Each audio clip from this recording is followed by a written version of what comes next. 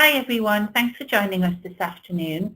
You can see on the screen our agenda for the session today. After a quick introduction, we'll be covering the structure and organisation of the qualification, followed by content and delivery, internal assessment and external assessment processes, and then internal and external quality assurance procedures.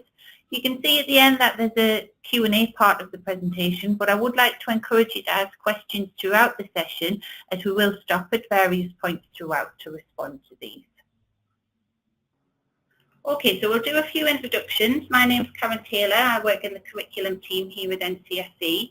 And joining me this afternoon is Janet King, who is our Senior Subject Specialist for Childcare. Janet will be talking through the content of the presentation today and responding to your questions. Right, we've got a lot to get through, so I'm going to hand you over to Janet and we'll get started. Thank you Karen, and good afternoon everybody. I hope you've had a really good day. Let's start by looking at the qualification and an overview of what we have here. So the qualification has been designed, as you know, for Key Stage 4 learners. So those learners aged from 14 years of age, and this qualification also attracts performance points for the 2019 performance tables.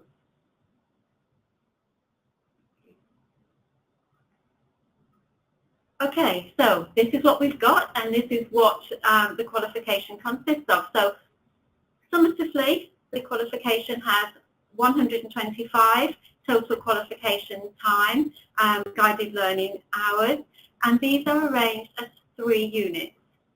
So Unit 1, an introduction to working with children aged 0 to 5 years with a guided learning of 30 hours. Unit 2, so this is your bulk, this is your core unit, if you like, that's looking at development and well-being for children aged 0 to 5 years, and that's 90 in length. And Unit 3, childcare and development, 0 to 5 years, which has a guided learning total of 5 hours. And that's simply to do with the fact that that's more or less a revision of what learners have done in Unit 1 and Unit 2, and will prepare them for their assessment, which will be an external multiple choice question paper. So the type of qualification. The qualification is described as knowledge only. So that implies that learners do not need to be engaged in a real work environment, which is a really good thing if you're thinking about your learners being 14, learners coming perhaps from a school to have some delivery in a college, or a college going into a school, or a college or school delivering this with learners of that age independently.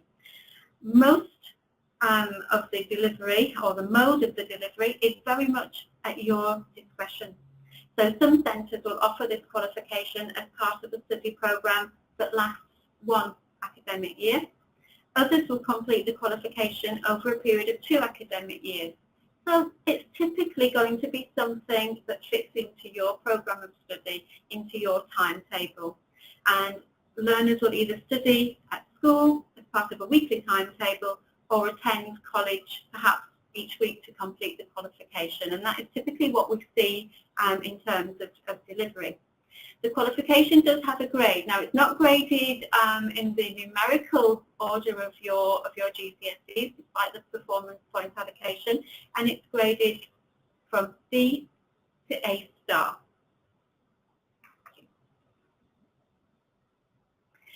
So there are many different approaches to delivery that can be seen, that we've seen over time in CASH, and that also our external quality assurers might comment on, and things that have been seen as good practice that might support your learners and allow for some innovation, because sometimes, you know, if you're teaching this qualification, you want to try and keep it exciting, you want to try and keep it motivational. So this works well, where we're included as part of the delivery. You might include visits, some external visits. You might include some guest speakers to talk about how the things you're talking about from a theoretical stance work in practice. You might hold practical workshops I'm sure you're nodding now. Do that. Yeah, do that all the time. So practical workshops where learners can practice under simulation some of the skills that you know they need in the real work environment. Peer mentoring is something that's always seen as a good thing. Now, if you're delivering it in a school, of course you could buddy up, and you'll do that all the time in small group work, but it could be that you look at buddying up learners that might not naturally gravitate to each other. If you're working in a college environment, you might actually want to embrace leadership skills from learners in different childcare qualifications, if it's appropriate, and buddy them up with learners that are coming from school for delivery to actually help them with their study skills, to help them understand elements of teaching and learning, and just to actually increase confidence for both sets of learners. And that's something that actually is seen as good practice from an Ofsted point of view, but it also enriches all learners involved. Use of online materials. Some centres are developing their own dynamic learning. There is also now a Hodder textbook to accompany this qualification that's got lots of ideas there. So there's more available now than ever before for this particular qualification. Just before we move on then, I don't know if we've had any questions in yet. I can see we just had one from Sarah. Will the qualification be eligible for performance points in 2020? Oh, it's a very good question, Sarah, and one that I wish I could answer immediately for you. The DFE always leave us at their mercy, and at the moment we are waiting for an annual confirmation that this qualification will be on the 2020. So whilst we can't answer that question now, hopefully we'll be able to answer that very shortly. So all learners who are studying now, certainly it will be applicable for the 2019, and then we're at an annual renewal approval process. A good question. Okay, so let's now turn our thoughts to marking and to assessment. So just recapping about the delivery, let's review the main points. You can deliver this qualification as you wish. People are looking at it from an holistic point of view, and then looking at the units for assessment separately, so that schemes of work are developed holistically around the units. You could start by looking at Unit 3, for example, if developing a scheme of work, and look at how Unit 3 embeds Unit 1 and Unit 2 from a delivery point of view, and work that way. You can think about unit by unit. You can teach over one academic year. You can teach over 2 academic years. And I think a lot of that will be dependent on the accessibility that you have to your learners. So in a sixth form or teaching in a school with your Key Stage 4 learners, very much dependable on timetable. If you're teaching in a college and you're working with a partnership school, for example, very much dependent on the release and the amount of time that they are out of their school timetable. So very much at your discretion. When it comes to the marking, there are some mandatory assessment tasks that are ready off the shelf, and this is Sam and her placement preparation. So I've seen these being developed into workbooks. I've seen them being developed into dynamic online resources. As long as and people say, is this okay? And as long as the assessment criteria is identically transferred onto your resources, absolutely fine. The assessment criteria must be met. The tasks are mandatory, but the way that you meet those assessment criteria could be through an online resource, or could be using a handbook or a workbook. The way that it's marked is through a compensatory grid. Now, if you're new to this qualification, this could also be a little bit of a different way of looking at assessment. Because in a traditional sense, if you're marking something that's graded from D to A star, for example, if you're criterion marking, which is typical, then a learner would need to achieve all of the D criteria before they can achieve a C, and so on.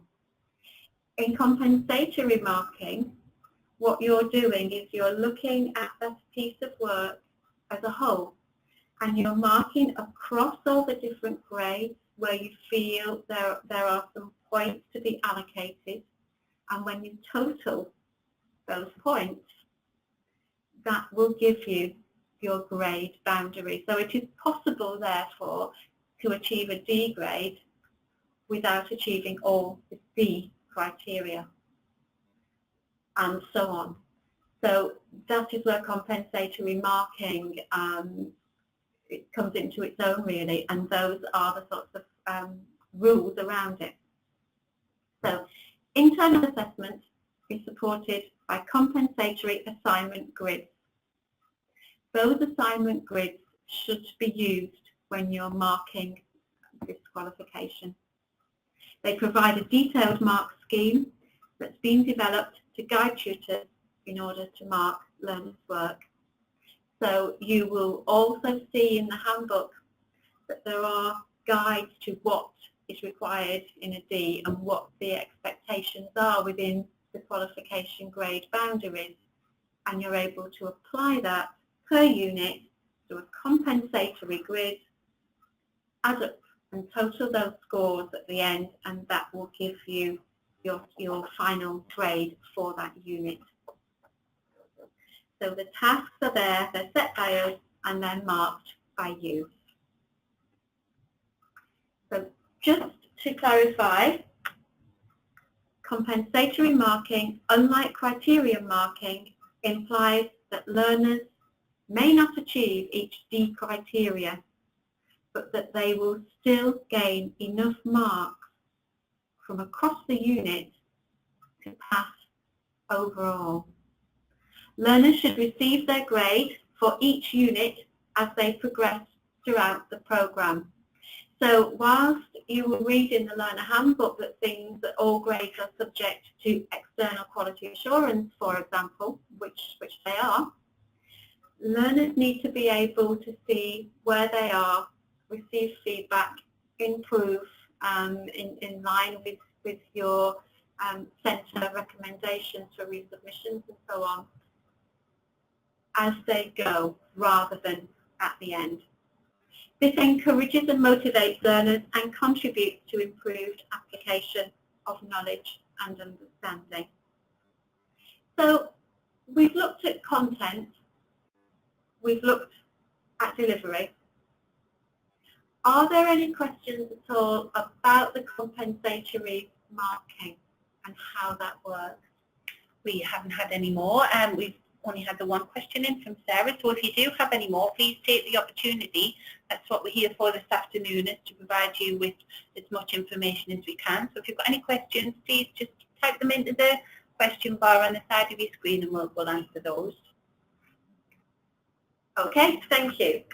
Okay, so keep the questions coming, but we're going to move on now. Let's put ourselves in that position whereby we've delivered Unit 1, we've delivered Unit 2, we've done our grades, we've marked them. We'll talk about internal quality assurance and external quality assurance later on in this webinar.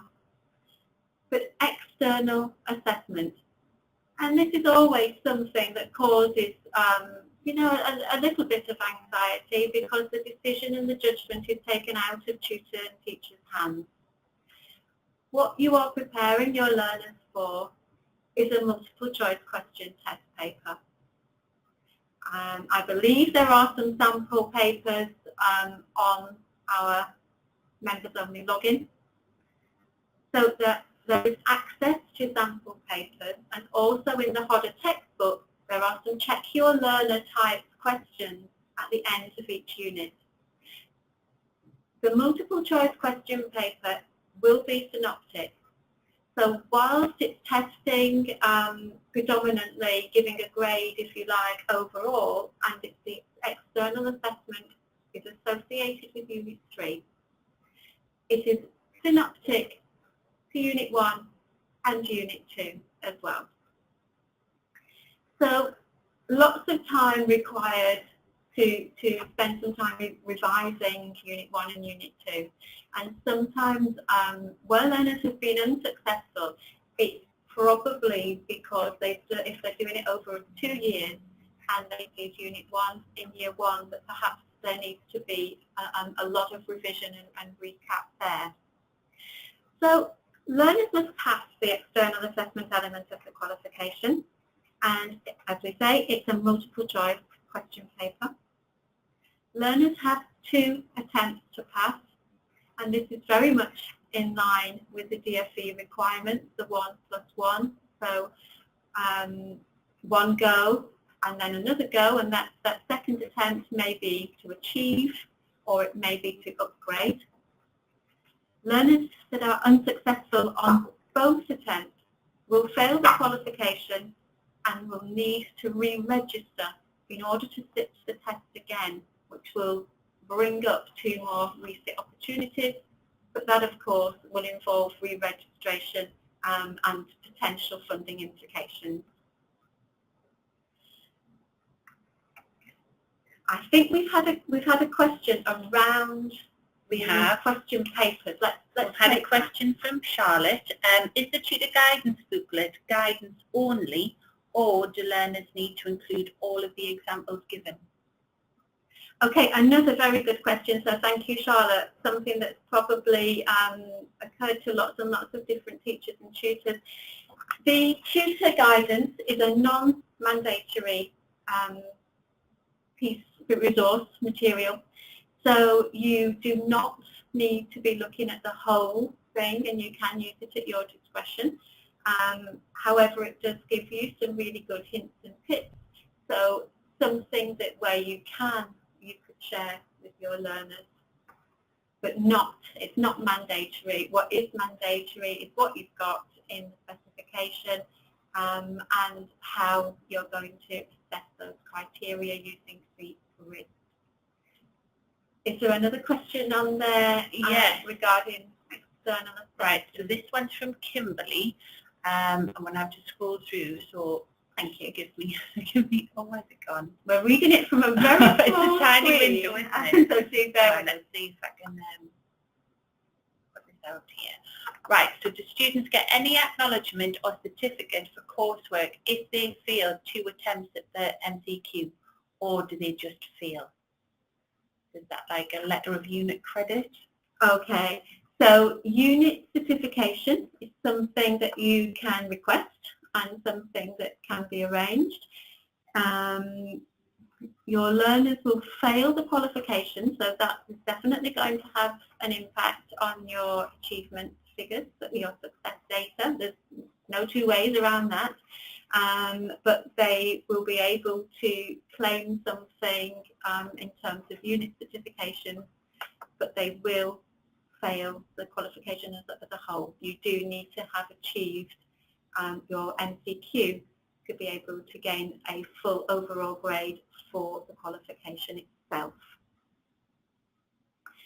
Okay, so just to recap, there's access to sample papers on the members only section of the portal. Now, if you're not gaining access to that members only section or the portal, somebody in your centre will be, and that's very often your exams department.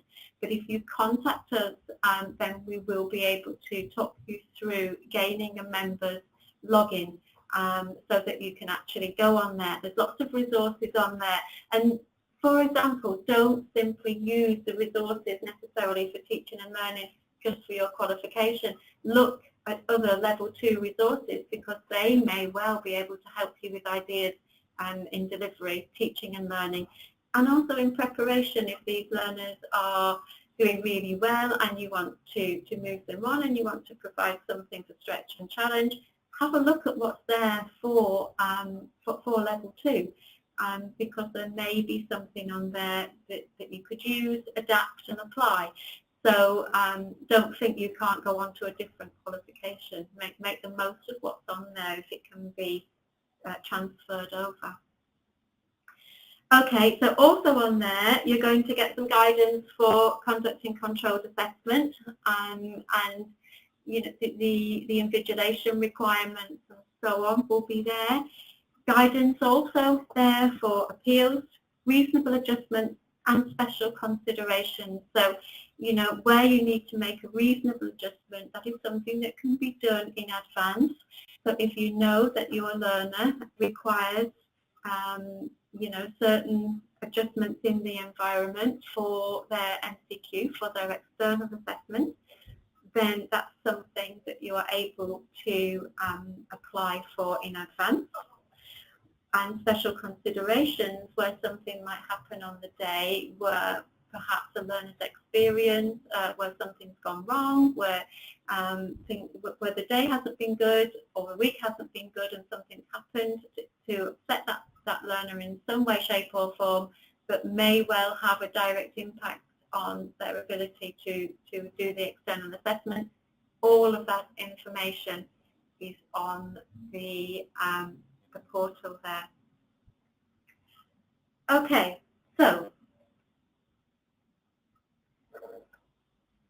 just so as we know, the MCQ is paper-based. Guidance is available for conducting the external paper, and the results are issued to centres timely. Now, that is usually within a sort of familiar pattern for external assessment, which tends to be around the 4 to 6 week mark. Okay, let's think of what could these learners do next. So the next slide is looking at progression. So from this qualification, learners could progress to a whole host of level 2 qualifications.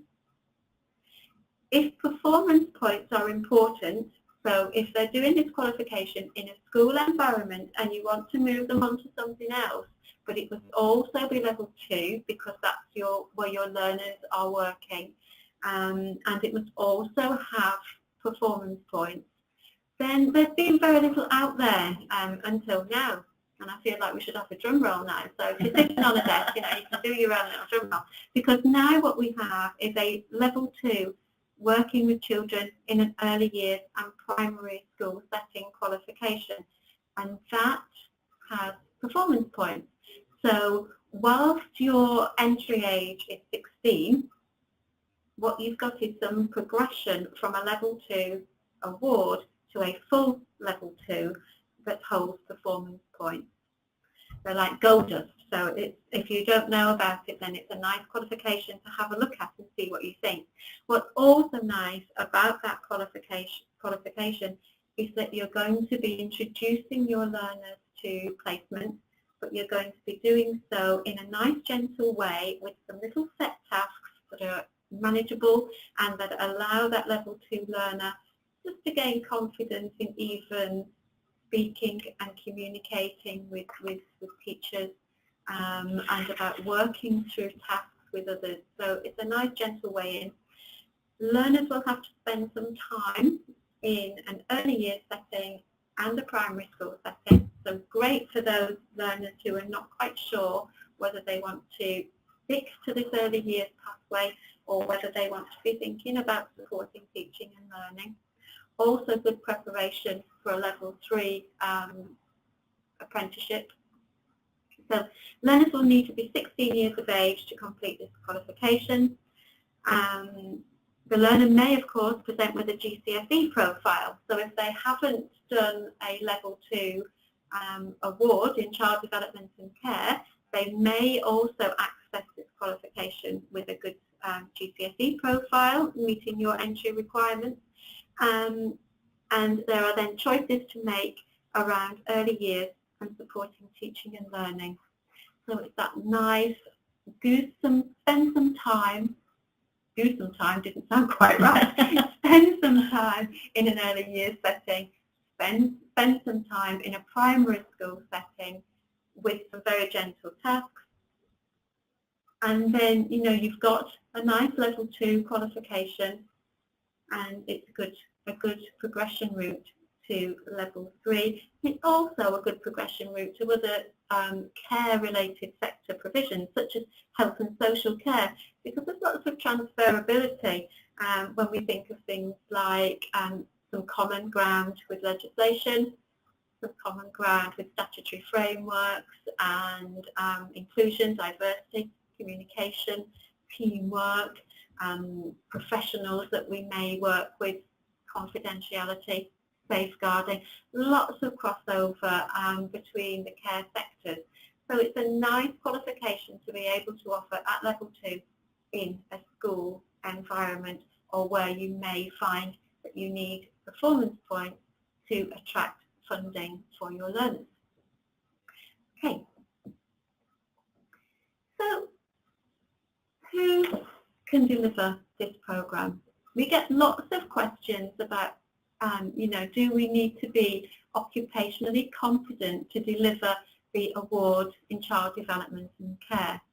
You don't need to be occupationally competent, but you do need to be occupationally knowledgeable. So what does that mean? That means you need to have an understanding or some experience of what it's like and what is required in an early years environment. Absolutely fantastic if you're occupationally competent, that you've worked in the sector and that you hold a qualification from within the sector. Fantastic.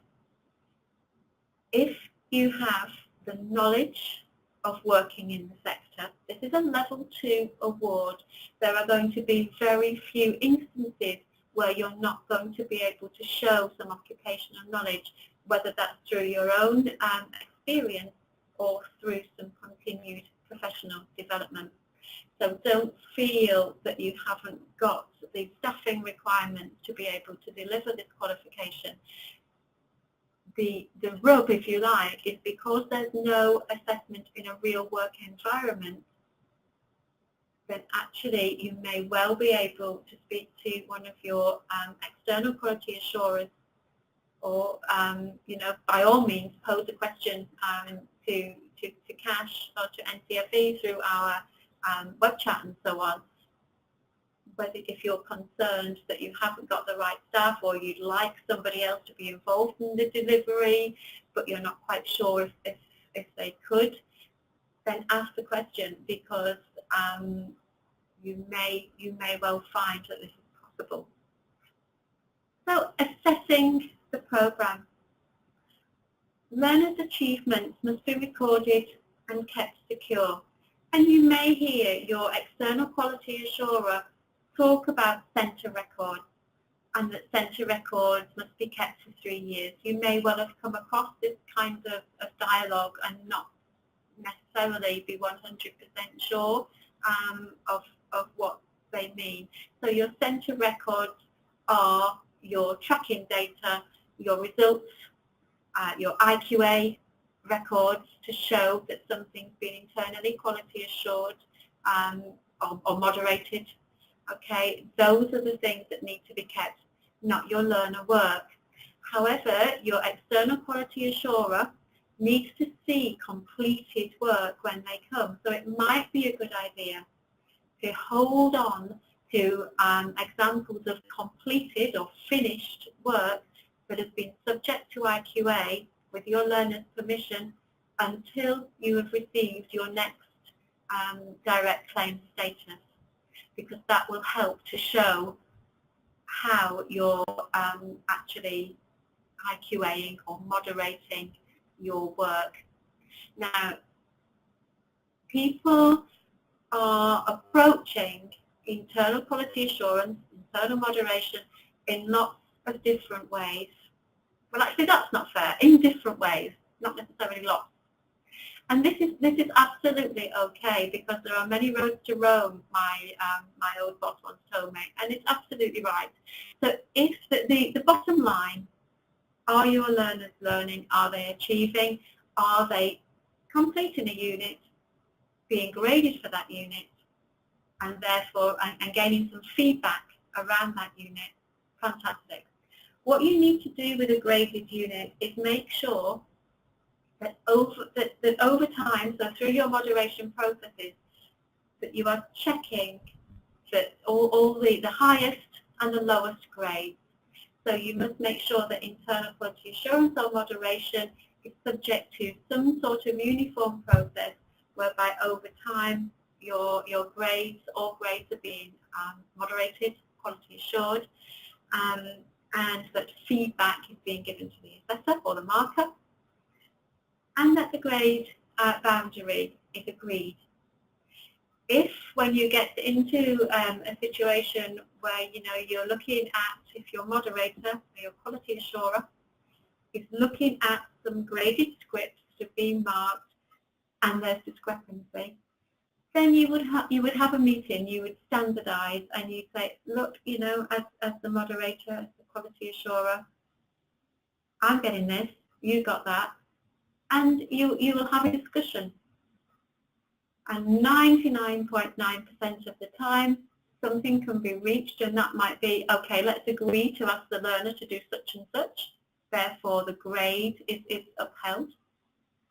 Let's agree that the grade the learner was given is upheld, and let's embed what you felt was missing into teaching and learning as we move forward.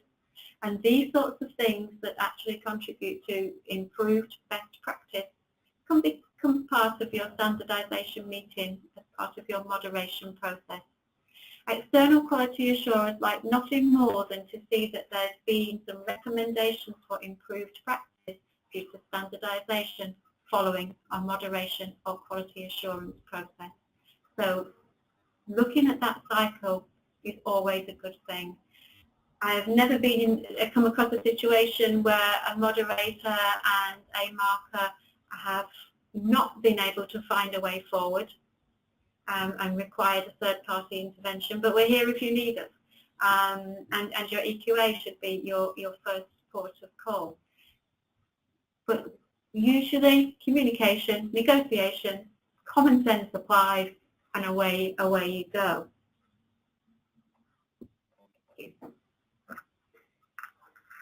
Okay, so we're storming through this, Karen. No, we need some more questions. But I'm sure you've had a busy afternoon anyway, so I will keep going, and we won't have any unnecessary pauses just to drag it out unnecessarily. Okay, so let's summarise what we've got. 3 units. 2 of those units are going to be internally assessed and graded in their own independent right. The 3rd unit is externally assessed, but it picks up and will ask questions synoptically that touch on Unit 1 and Unit 2, and when you look at the content of Unit 3, it is quite clear that that is a revision of Units 1 and 2. Internal assessments are set by us, marked by you, and they use a compensatory approach. Learners do not necessarily have to achieve all of the D criteria to actually achieve a D grade overall, and so on. Learners will have 2 attempts to achieve or upgrade their external assessment results. And we talked, didn't we, about what might happen. I think it was Charlotte who posed the question about what might happen if a learner is unsuccessful. Because Kimberly, yeah. sorry. If the external assessment result is unsuccessful, and sometimes external assessment can do lots of wild and wonderful things to learners and focus and so on, it will be a case of unit certification or a re-registration to draw again 2 further attempts. You will be subject to an annual external quality assurance visit, and that audit will look We'll look at your IQA processes as well as staffing, resources, may involve speaking to learners. We'll look at your internal quality assurance processes. Are you grading the work? Is it being checked? Are you sampling across so that if somebody's getting an A, you've looked at an A and you've looked at the lower grades as well to be able to actually confirm that the assessment is fair. And that will happen annually, and it is essential that you keep a track of your IQA reports, individual learner grades, and also making sure that you've got some completed portfolios there, so some completed work. And if that means learners that have been finished because your EQA is coming early on in the year, then just have some of those internal quality assured units there, because that will help you and that will contribute to how you can prove that you're developing a quality process here. And this is, it's a bit Blue Peter, isn't it? This is one I made earlier, so you can actually prove and demonstrate a quality assurance approach. Also, your external quality assurer, if you're new to this process, they will look at policies, they will look at procedures. It's fine to have those on an intranet or online, and may ask you about your external assessment arrangements and how you conduct external assessment at your centre. Right, okay, so this is why I would ask if you've got any questions. If you do, this would be your last opportunity, because I think we've just about covered the content. What I'll do over the next few days, I'll sort out uploading this recording to YouTube, and I'll email a link out to all attendees in case you want to view again or share with any colleagues. And I'll also forward you a copy of the PowerPoint as well. If you do think of any questions, you can always reply to my email that I send you, and I can pass those questions on to Janet. Absolutely. So thank you very much for attending this afternoon. Yes, thank you. Thank you once again. I'm staring at the screen expecting you to be able to see me. Okay, yeah, have a wonderful evening, and thank you for spending some time with us this afternoon. Thank you. Bye. Bye-bye.